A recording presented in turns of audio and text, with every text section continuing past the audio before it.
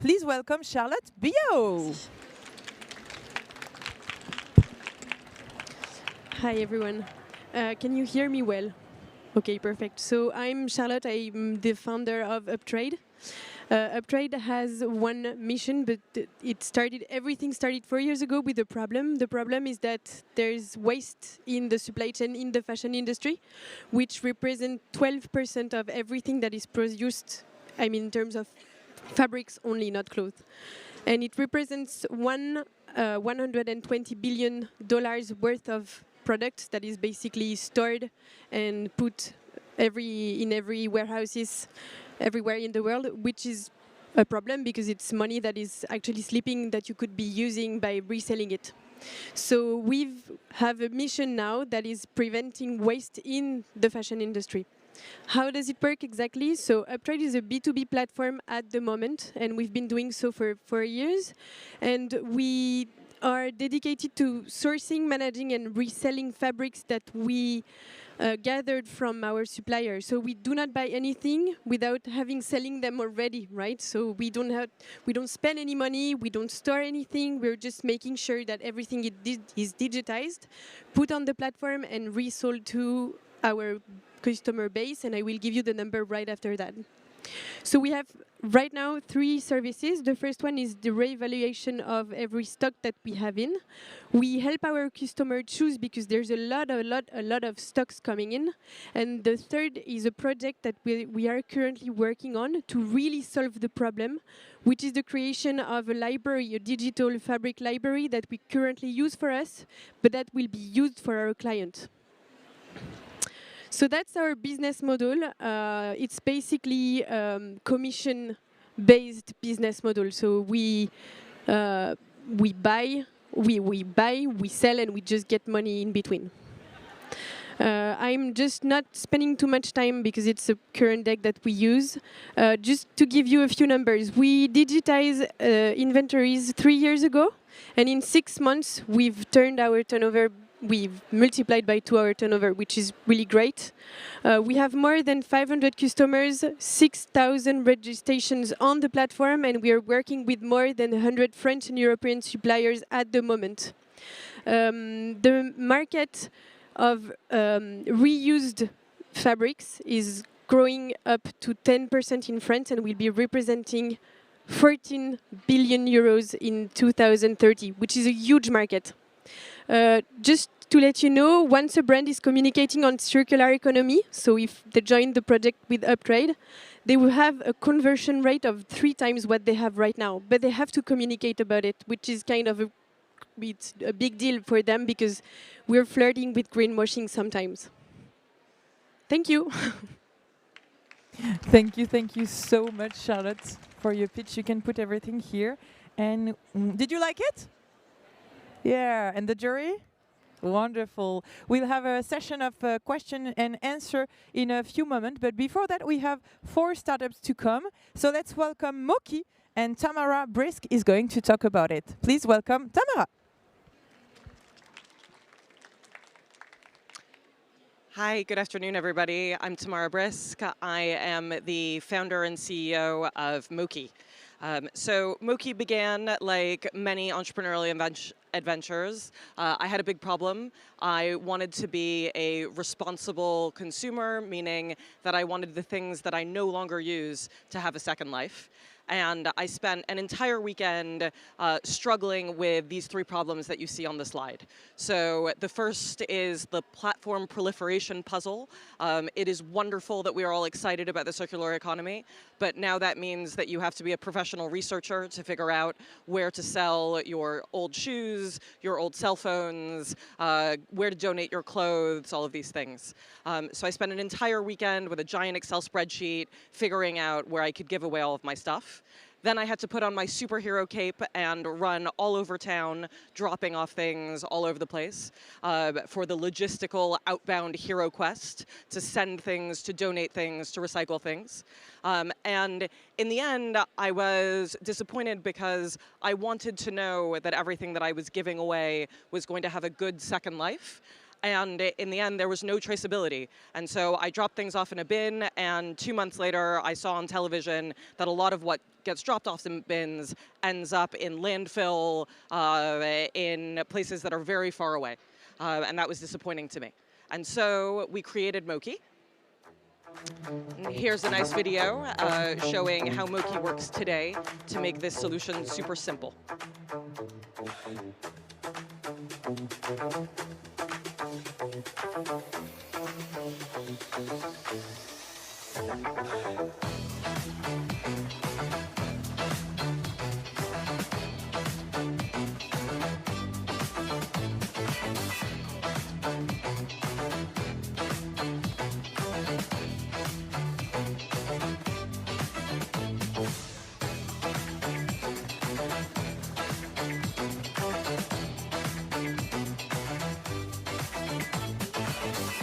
So as you can see, we are the one-stop simple solution to be able to recycle, resell, and donate all of your articles. We donate over 60% of what we collect to local charities. Our partners resell 25-ish%, and then we recycle the rest with accredited recycling platforms. There's full traceability. The people who sort for us are people who wouldn't otherwise be in the workforce, so we're creating a lot of social impact as well. So all of this is great, but the question is, who pays for it? And the answer is major real estate firms. So we have a very unique business model, and today we are live in 6 buildings with 6 major real estate clients. The good news for me is that all we have to do is land and expand, because those 6 major players own 5,000 buildings in the world. And so we can now scale with the same clients and be able to touch over 5 million people and have all of their stuff channeled through our service. Thank you. Thank you very much. You can put it here. Thank you so much, Mokki. And now we're going to welcome the third one, which is NOOSA. Please welcome Luna Aslan for her pitch.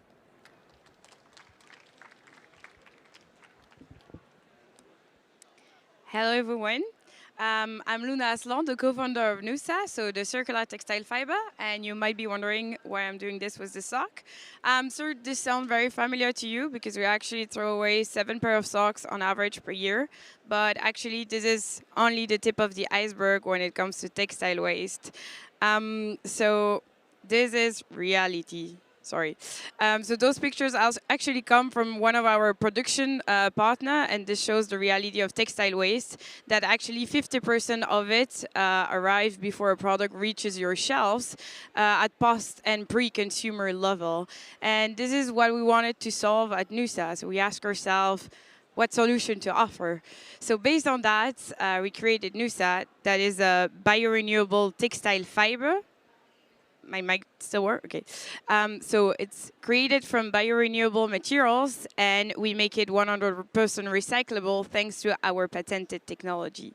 So how do we do that? We start from GMO-free corn that is then transformed into a textile fiber that we then spin into a yarn, and those are the products we sell directly to brands or to the manufacturer to transform it into an end product, such as this t-shirt that all the volunteers are wearing today on the fair, and for which we've developed the technology in parallel to make it 100% recyclable at the end of life without any loss of properties or deterioration. So in other words, once this t-shirt reaches its end of life, we give the guarantee that it will be recycled into a virgin quality fiber, and this endlessly. So on top of being 100% bio-based and 100% recyclable, we also care about our whole environmental impact, and we show that our environmental impact is one of the lowest compared to traditional materials used in the industry, and 50% less CO2 emission emitted compared to conventional cotton. Lastly, our fiber shows particularly interesting properties, really giving the performance and the comfort to wear, such as increased breathability, low odor retention. It is low flammable, stable to UV intrinsically. So, too good to be true. Actually, NOOSA was born after 2 years of full R&D that gave birth to 5 patents and 3 very tangible products that are currently in product development with some of the largest European retailers. We raised €500,000 in 2020 and then won another prize of the most innovative startup of Brussels for another $500,000. This money helped us accelerate, grow the team to 8 today, and also grow our chemical and textile lab in Brussels, where our headquarters is. So today, if you're interested to raise extra money with us, I invite you to visit our booth in the fashion area. Thank you very much. Wonderful. Bye. Thank you very much, Luna. Thank you very much for contributing to a more sustainable fashion industry. And we're going to go next with MＡDI, and Annie Holt is going to pitch. Please welcome Annie. Yes, you can give her a round of applause, please. Yay. So, hey everyone today. I'm here to introduce a solution that will have an impact of reducing textile waste and change the way consumers and brands look at their garments. Today I'm introducing MＡDI, a B2B SaaS platform that creates digital IDs for clothing brands. I'm here today with my team and my co-founder Elizabeth, and we started this journey 9 months ago with one mission, and that mission is to reduce the waste that comes from the fashion industry. So, if you look at the numbers, of the 100 billion garments that are produced every year, 92 million tons end up in landfills. 25% of the garments that consumers consume each year end up in landfills. This is equal to 1 truck of textile waste going to landfill every second. But moreover, there is a gap in attitude and behavior amongst the consumers, where 72% of consumers want to act more responsible, but only 23% does. And the number one reason for this, after talking with the consumer, is that it's not convenient for them to act more responsible. But in order to change this and make an impact, regulation needs to be set. And now clothing brands are being held responsible of the waste, and they need to understand what happens to the garment post-sale. And this is where MADI comes into the picture. MADI creates digital IDs for clothing brands to help them comply with the new regulation and understand what happens to the garments post-sale. So if you scan this QR code, you'll access this garment's unique digital ID. And what a digital ID also does is that helps the consumer prolong the life of the clothing through resale, repair, and recycling. But what is a digital ID? So a digital ID is like a serial number. Think of the serial number on your phone. And a digital ID holds product information. And that product information is linked to an identifier like a QR code. And through interaction with the identifier, our software gathers data on post-sale activities. For example, what part of the garment was repaired, how the garment was repaired, when it was recycled, and when it was resold. And this data brands today don't have access to, but this data brands need in order to comply with the new regulations. So MADI is a way to digital ID is a way to gather new information from post-sale activities, but also help consumers interact with the garments in a new and fun way. So follow us on LinkedIn or meet us at our booth and we can explain more. Thank you. What a good timing. Thank you so much. Last but not least, we are going to welcome Resortecs. Cedric Vonek, it's your time to shine. Yes, go, go, go, go. Hello, I am Cedric Van Ook and I'm the CEO of Resortecs, and we make recycling easy. With Resortecs, we make garment recycling possible at an industrial scale and at a higher quality. And this is critical because recycling garments is difficult. But it's only difficult because they are difficult to disassemble. Manual disassembly is costly, time-consuming, not scalable, and mechanical disassembly harms the textiles, and that results in downcycling. that's why 99% of garments end up in landfills on average, and that is also why the European Commission decided to set targets and new regulation in place. So we have the extended producer responsibility, the leftover destruction ban, and eco-design directives that start to put pressure on this industry. So if you're a fashion brand and you want to comply to this legislation by 2024, you need to design products designed for recycling from today. So what if we could help brands reduce the cost of unsold inventory, help them also become compliant, and simultaneously make garments fit for recycling? Meet Resortecs, a globally patented solution that is tested by the world's biggest fashion players, but also sold by major fashion brands in more than 60 countries. It all starts with Smart Stitch, which allows you to make garments designed for disassembly by simply changing the stitching thread. Those heat-dissolvable stitching threads melt down and allow you to make seams disappear without having to change anything in production or design, and while still being able to wash, dry, and iron your clothes. The second part of the solution consists of smart disassembly. Those are patented thermal systems that allow you to take apart tons of garments a day without the risk of damaging the textiles that you want to recuperate for recycling, thanks to a low oxygen chamber. And the closed-loop heating system ensures that we are reducing the energy consumption at maximum. So how does it work? You produce garments with Smart Stitch. At end of life, you ship the garments to Resortecs. We dismantle them using our smart disassembly system, and we make for you available the sorted materials. As a brand, you can decide to sell this as feedstock on the recycling market, or you can ask a recycler to get it recycled back into a new fabric for the production of a new garment. This very small change in stitching thread has a big impact. You now have a continuous supply of recycled material. You can reduce your cost of unsold inventory and waste, and you are compliant with the new environmental legislation.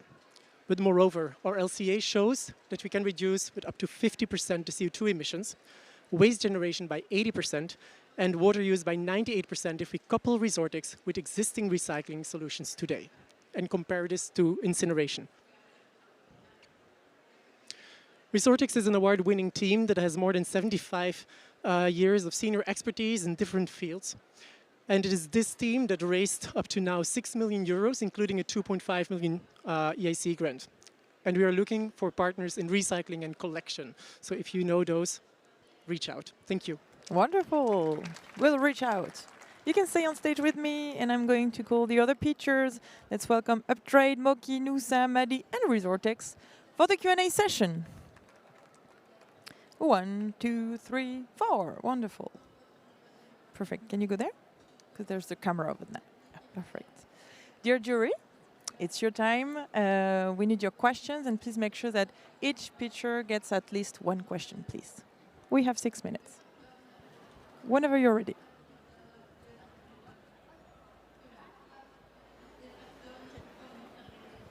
I don't know. Can you hear me? Yes. I have a question for you. What is the biggest challenge do you see in your business model? What is the biggest challenge that keeps you awake at night? It's the fact that we need to close the loop, so we need to think about the collection of garments. So the Resortecs stitching thread only makes sense if you recuperate more than 12% of your production, because on that moment you go through a big even point, or you it becomes cheaper than anything else.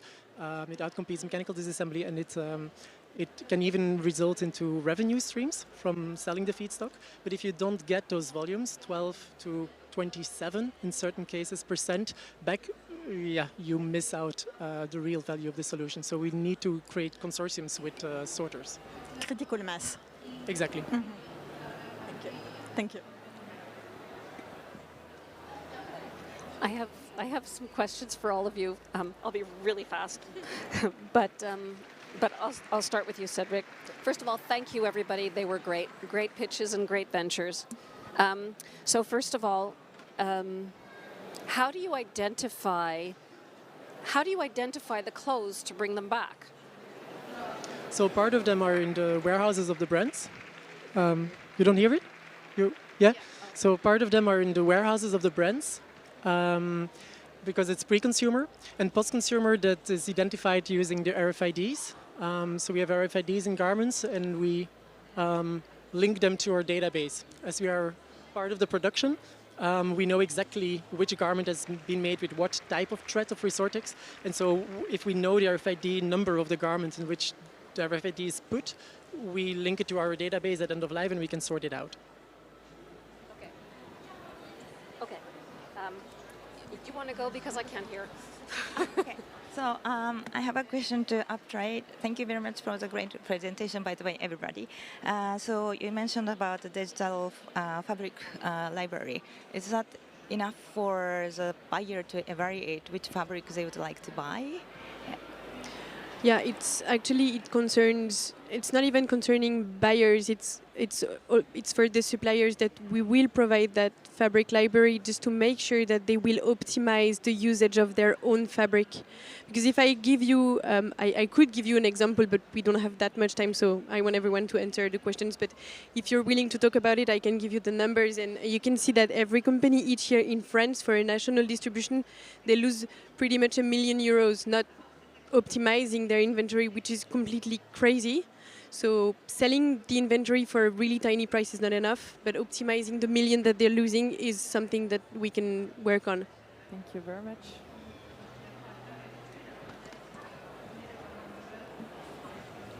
Wanna go? Okay.